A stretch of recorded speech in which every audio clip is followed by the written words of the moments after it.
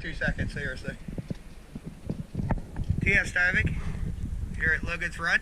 Gonna take a quick after video. It is March 27th.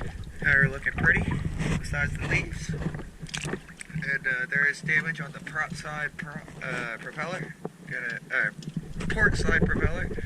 Gonna take a look at that, move on to the other prop, and go down the hole.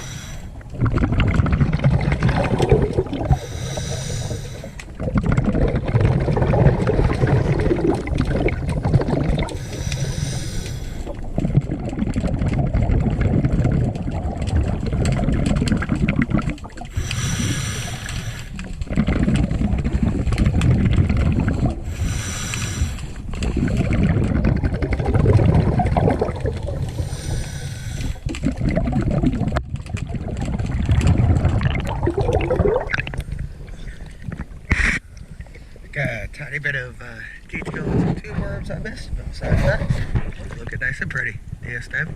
Thank you very much.